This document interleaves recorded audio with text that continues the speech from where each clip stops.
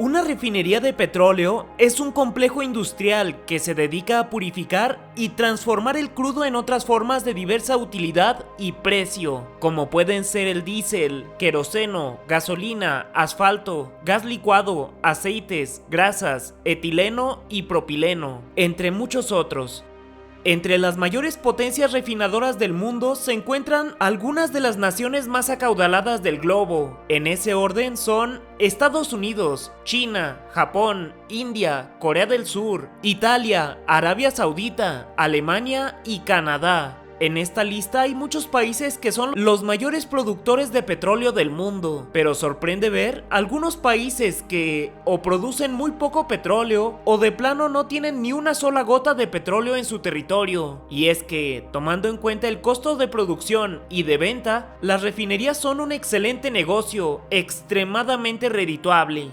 Para 1923, hace casi 100 años, México contaba con 14 refinerías, que subieron a 15 para la expropiación petrolera, número que, insólitamente, ha ido reduciéndose con el paso de los años. Siendo actuales, desde la presidencia de Carlos Salinas hasta la fecha, se han clausurado 3 refinerías completas. ¿Por qué las desaparecieron?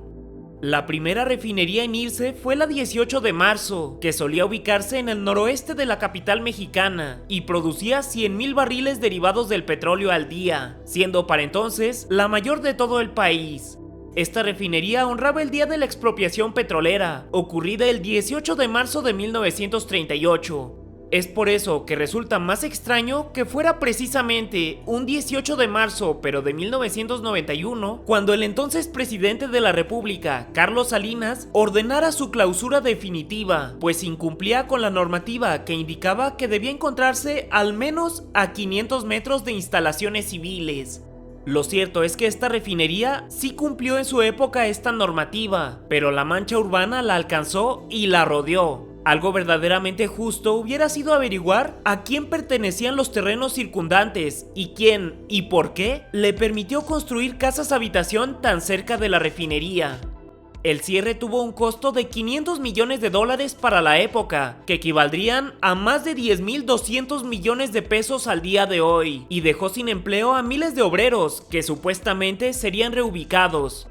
Salinas afirmó aquel día que no existía mayor prioridad para el gobierno que la salud, solo para que, durante 2013, con la reforma energética de Peña Nieto, el modelo se modificara, otorgando a la industria petrolera la categoría de actividad preferencial sobre cualquier otro uso de la tierra, incluso sobre el medio ambiente.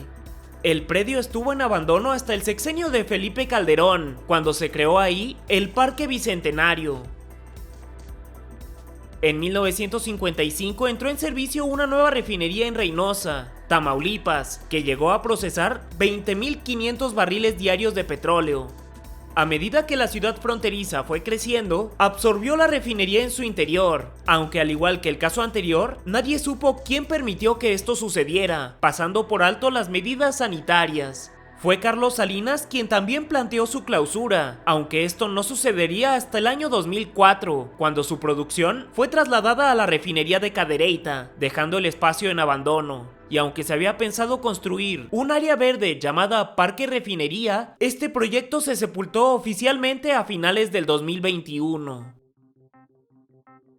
La última refinería cerrada, al menos hasta donde sabemos, fue la de Poza Rica de Hidalgo, Veracruz, llamada comúnmente la ciudad que pudo haber sido Houston si no hubiera estado en México. Esta ciudad debe su vida misma a la industria petrolera. No por nada su escudo es una torre petrolera. Antes y después de la expropiación petrolera, Poza Rica era la zona que aportaba más petróleo de todo el país, al formar parte de la denominada Faja de Oro. De esta forma, la refinería pozarricense era un emblema del progreso petrolero nacional. Es por eso que muchos se extrañaron cuando, en 1991, Carlos Salinas ordenó su cierre inmediato. En este caso, su clausura resultó sin previo aviso, obligando a muchos trabajadores a dedicarse a otro rubro o ya directamente a migrar a otro país, disminuyendo los índices productivos y dejando sin su corazón a muchas de las industrias de la zona que dependían directa o indirectamente de la refinería. Un golpe muy duro del que Poza Rica nunca se recuperó. México, que es uno de los principales productores de petróleo del mundo, y lejos de estar agotando sus reservas, cada día se descubren más y mayores yacimientos, debería estar produciendo toneladas de combustibles, tanto para el interior del país como para vender a otras naciones a precios competitivos. Pero la realidad es que no somos una potencia de la refinación. Es más, en las 6 refinerías nacionales que dejaron, ni siquiera se produce lo mínimamente suficiente para cubrir nuestra propia industria. Y en lugar de invertir en desarrollar más estas tecnologías, disminuyendo su impacto ambiental y aumentando su producción, creando empleos dentro del país e incluso atrayendo talentos de otros países, la realidad es que se ha optado por comprar los combustibles al extranjero. Y muchos de los trabajadores y estudiantes del rubro han tenido que abandonar el país para encontrar ocupación, mientras que otros miles de obreros que quedaron sin empleo han debido tomar otras alternativas para subsistir. Según los datos de Petróleos Mexicanos del año 2019, de cada 10 litros de gasolina que se consumen en México, 7.3 vienen directamente de Estados Unidos, lo que indica que menos de 2.7 litros de gasolina se producían en las escasas 6 refinerías mexicanas que tenemos, y que parecen lejos de poder abastecer la demanda nacional. ¿Por qué no baja el precio de la gasolina? Si vamos a una tienda, notaremos que los productos extranjeros son más caros, sin ser necesariamente mejores. Es más caro porque se ha traído de un lugar más lejano, y cuando lo compras, no solo pagas el producto per se, sino que incluye el costo de transportación, impuestos, ganancias para el fabricante y ganancias para el vendedor. Económicamente, es más viable producir dentro del país que comprarlo en el exterior, a la vez que mucho más barato para el consumidor final. Lo mismo pasa con los combustibles como la gasolina. Mientras siga trayéndose del exterior, los precios sencillamente no van a bajar, aun cuando el precio del petróleo disminuya. Además de que, obligatoriamente, si no producimos, tendremos que comprárselo al precio que las transnacionales quieran cobrar. Todos soñamos con un mundo mejor, donde el medio ambiente esté en completa armonía con la industrialización y las energías verdes y renovables sean abundantes y accesibles, que cualquiera con tejas de paneles solares pueda producir su propia electricidad sin costo. Pero dejando de lado mis ideales hippies, la realidad es que en el mundo actual que nos tocó vivir, la economía está mayoritariamente carbonizada, esto es, que depende de los combustibles fósiles para moverse y producir. Un país que no produce petróleo es un país con desventaja estratégica, y un país que no refina lo es aún más.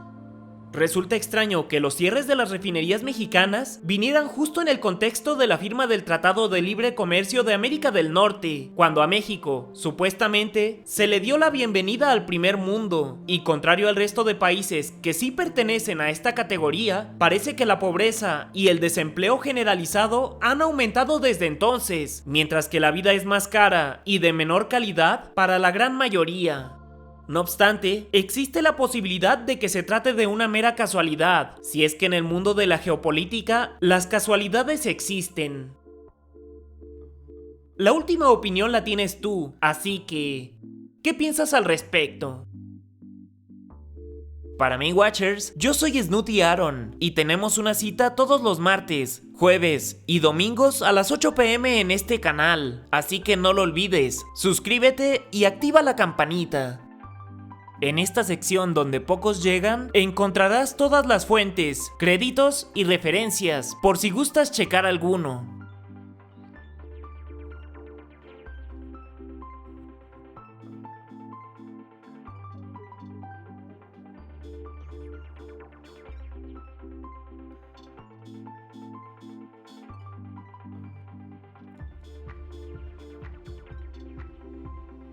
Hasta la próxima.